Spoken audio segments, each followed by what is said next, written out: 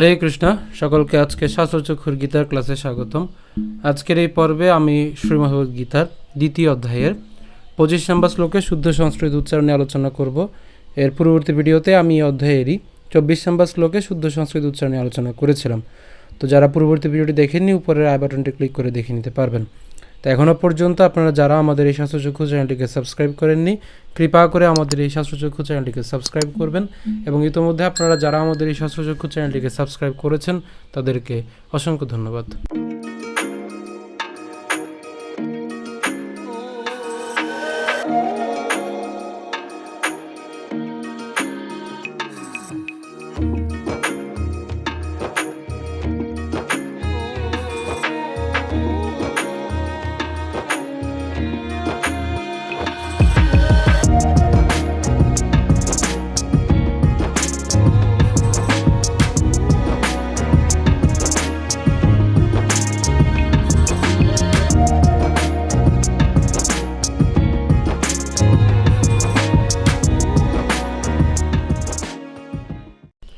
তো আজকের শ্লোকটি হলো অব্যক্ত অয়ম অচিন্ত্য অয়ম অবিকার্য অয়মুচ্যতে তস্মাদেবং বিদিত্বেন নানুশোচিতুমর্হসি।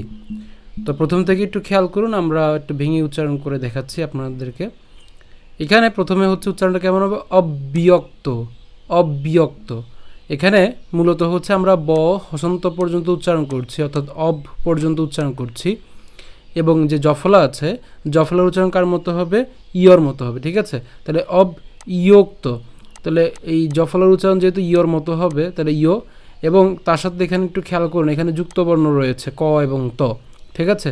তাহলে আমরা ইয়ক পর্যন্ত যদি উচ্চারণ করি, হ্যাঁ, এখানে ইয়ক ইয়ক এবং তারপরে কি থাকে? তো, ঠিক আছে? ইয়ক তো। আশা করি এতটুকু পর্যন্ত আপনারা বুঝছেন। আমি আবার বলছি, অব ইয়ক্ত। তো এটা অবশ্যই আমরা একসাথে উচ্চারণ করব। একসাথে উচ্চারণ করলে উচ্চারণটি কেমন হবে? অব্যক্ত, ঠিক আছে? এরপরে অর্ধমাত্রা যে হ আছে, এটা অর্ধমাত্রার হ হবে এখানে। তো অর্ধমাত্রা হয় উচ্চারণ কার মতো হয়? অয়ের মতো হয়। তাহলে অয়ের মতো যদি হয় তাহলে উচ্চারণটা কেমন হবে? অয়ম, অর্থাৎ আমরা হসন্ত পর্যন্ত উচ্চারণ করছি, ঠিক আছে? তাহলে অয়ম। তাহলে অয়ম যদি উচ্চারণ করি তাহলে একটা অ থাকে, সে অয়ের সাথে এখানে তো এই যে ত অর্থাৎ দন্তান্ন ত জফলা ওকার আছে, তা আমরা এখানে চিন্তীয় উচ্চারণ, আসলে মূলত এর উচ্চারণ, ঠিক আছে? অচিন্তীয়, চিন্তীয়।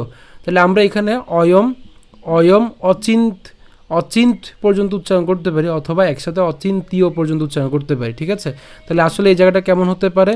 অচিন, ঠিক আছে? অচিন, এই অথবা চিন্ত পর্যন্ত আমরা উচ্চারণ করি, অচিন্ত, ঠিক আছে? অচিন্ত। এরপরে এখানে কি আছে? জফলা আছে এবং তার সাথে কি আছে? ওকার আছে। তাহলে জফলা এবং ওকার যদি একসাথে উচ্চারণ করি তাহলে তার উচ্চারণ কেমন হবে? ইয়ো, ঠিক আছে? অচিন্ত ইয়ো। তাহলে একসাথে যদি উচ্চারণ করি একই সাথে, অর্থাৎ আমরা ভাঙছি, ঠিক আছে, কিন্তু পাঠ করার সময় তো আমরা একসাথে উচ্চারণ করবো, ঠিক না? তাহলে একসাথে উচ্চারণ করতে গেলে উচ্চারণটা কেমন হবে? অচিন্তীয়, অচিন্ত্য, ঠিক আছে? তাহলে আবার প্রথম থেকে যদি বলি, অব্যক্ত অয়ম অব্যক্ত অয়ম অচিন্ত্য অথবা একসাথে অচিন্ত্য, ঠিক আছে? এরপর আবার এখানে কি আছে? অর্ধমাত্রা হওয়া আছে, যার উচ্চারণ কার মতো হবে? অয়ের মতো হবে। একই রকমভাবে কি উচ্চারণ হবে? অয়ম উচ্চারণ হবে। তো এটা আমি আর লিখছি না, যেহেতু আমি এখানে ইতিমধ্যে লিখেছি, ঠিক আছে? অয়ম উচ্চারণ। এবারে এখানে কি আছে? ময়ের সাথে হর্ষ চিহ্ন আছে, ঠিক না? আমরা তাহলে এটা কি পাই? অ পাই। তাহলে সে অ এর সাথে আমরা এখানে বিকার, এই যে বিকার, আমরা বাংলা উচ্চারণ করলে উচ্চারণ হবে কি? বিকার্য, বাট আমরা সংস্কৃত উচ্চারণ যেহেতু করছি তাহলে বিকারীয়, ঠিক আছে? অবিকারীয়। তাহলে বিকার, অর্থাৎ আমরা র হসন্ত পর্যন্ত উচ্চারণ করলাম কেন? কারণ এখানে রেফ আছে। তাহলে রেফের উচ্চারণ কার মতো হয়? র হসন্তের মতো হয়, তাহলে অবিকার। এরপরে কি হবে? ইয়ো। কেন ইয়ো? কারণ এখানে অন্তস্তজ আছে, আর অন্তস্তজের উচ্চারণ ইয়োর মতো হয়। তাহলে ইয়ো কেন দিলাম? কারণ জফলা আছে, ঠিক আছে? তাহলে আমি আবার এই অংশটুকু ভেঙে বলছি, ওই বিয়ক্ত, দেখুন, ওই বিয়ক্ত অয়ম অচিন্ত্য, হ্যাঁ, অচিন্ত্য অয়ম অবিকারীয়। এবার আবার কি আছে? অর্ধমাত্রা হওয়া আছে, তাহলে আবার কি উচ্চারণ হবে? অ হবে। এবং আবার ঠিক একই রকমভাবে কী হবে? অয়ম উচ্চারণ হবে, ঠিক না?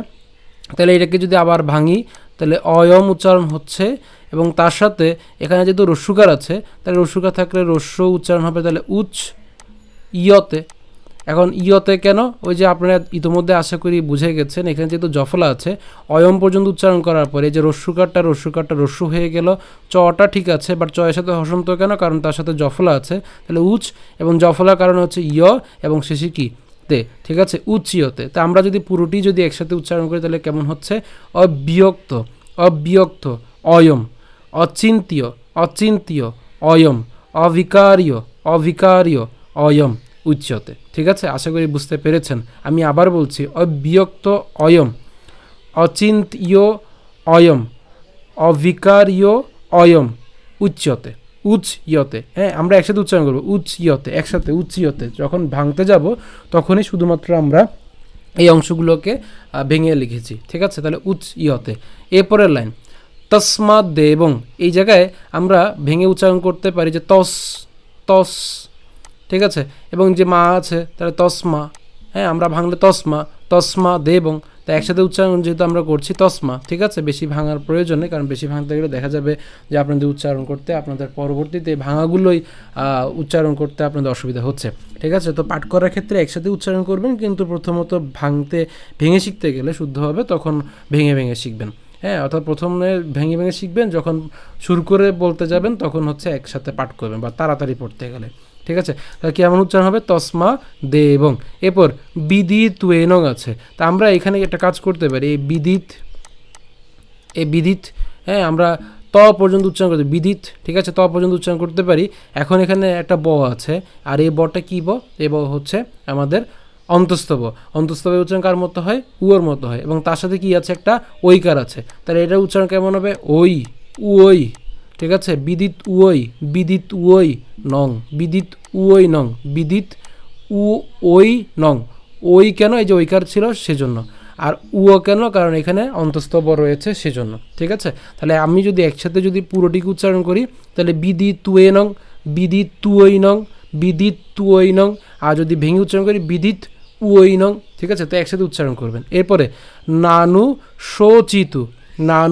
শোচিতু, এরপর মরহসি, নানু শোচিতু মরহসি। তো আশা করি এইটুকু আপনারা বুঝতে পেরেছেন। তো এইটুকু আমি আর লিখে দিচ্ছি না। ঠিক আছে, এর পরবর্তী স্লাইডে আমার ভাঙা অংশটুকু যেটা আমি ভেঙে দিয়েছি, আশা করি সেগুলো পড়লে এই উচ্চারণটা আরও ক্লিয়ার হবে। তো আমি আরেকবার একটু আপনাদের সুবিধার জন্য বলি, প্রথম থেকেই খেয়াল করুন।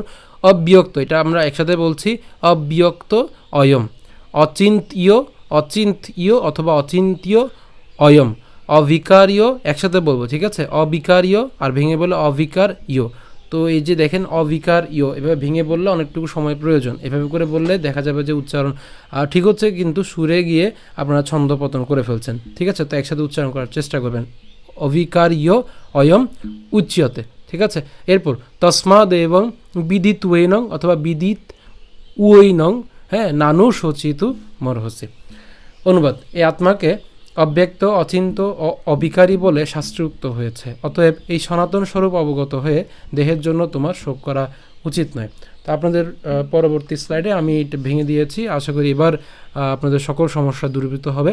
তো এটা থেকে পাঠ করে আপনারা হচ্ছে পরবর্তীতে একসাথে শুরু করে পাঠ করতে পারবেন। তো একটু খেয়াল করুন, অবিয়ক্ত, এই যে আমি বলেছিলাম এই যে এটা একসাথে উচ্চারণ করব, অবিয়ক্ত, একসাথে বললো অবিয়ক্ত। ঠিক আছে, এরপর অয়ম, এরপর অচিন্ত ইয়, ওই যে অচিন্ত ত পর্যন্ত উচ্চারণ করে এখানে যে জফলা আছে, জফলা উচ্চারণ ইয়, এবং তার সাথে ওকার রয়েছে যার কারণে হচ্ছে ইয়। ঠিক আছে, এরপর অয়ম, অচিন্তীয়, এই জায়গাটা আমরা একসাথে উচ্চারণ করব, অচিন্ত ইয় অয়ম, অভিকারীয়। তো এটা আমি আর ভেঙে দিই না, এটা সরাসরিভাবে দিয়ে দিয়েছি, অভিকারীয় অয়ম উচ্চিয়তে, এই জায়গাটাও আমরা একসাথে উচ্চারণ করব উচ্চিয়তে। ঠিক আছে, উচ্চিয়তে, অভিকারীয় অয়ম উচ্চতে। এরপর তসমাদ এবং বিদিত ওয়েনং, অথবা আমরা বলেছিলাম যে একসাথে পাঠ করব বিদিত ওয়েনং, নানু শোচি তুমর হসি। ঠিক আছে, আশা করি এবার অনেকটুকুই সহজ মনে হচ্ছে। তা আমরা যদি শুরু করে পাঠ করি তাহলে কেমন হবে, অব্যক্ত অয়ম, অচিন্ত্য অয়ম, অভিকার্য অয়ম উচ্যতে, তস্মাদেবং বিদিত্বেনং নানু শোচিতুমর্হসি। আমি আবার বলছি, অব্যক্ত অয়ম, অচিন্ত্য অয়ম, অভিকার্য অয়ম উচ্যতে, তস্মাদেবং বিদিত্বেনং নানু শোচিতুমর্হসি। তো আজকে ভিডিও এই পর্যন্ত। যদি ভিডিও ভালো লেগে থাকে অবশ্যই ভিডিওতে লাইক দিবেন, বেশি বেশি করে কমেন্ট এবং শেয়ার করবেন। তো এখনও পর্যন্ত আমাদের এই স্বাস্থ্যচক্ষু চ্যানেলটিকে যারা সাবস্ক্রাইব করেননি, কৃপা করে আমাদের এই স্বাস্থ্যচক্ষু চ্যানেলটিকে সাবস্ক্রাইব করবেন এবং ইতোমধ্যে আপনারা যারা আমাদের এই স্বাস্থ্যচক্ষু চ্যানেলটিকে সাবস্ক্রাইব করেছেন তাদেরকে অসংখ্য ধন্যবাদ। ধন্যবাদ সকলকে। হরে কৃষ্ণ।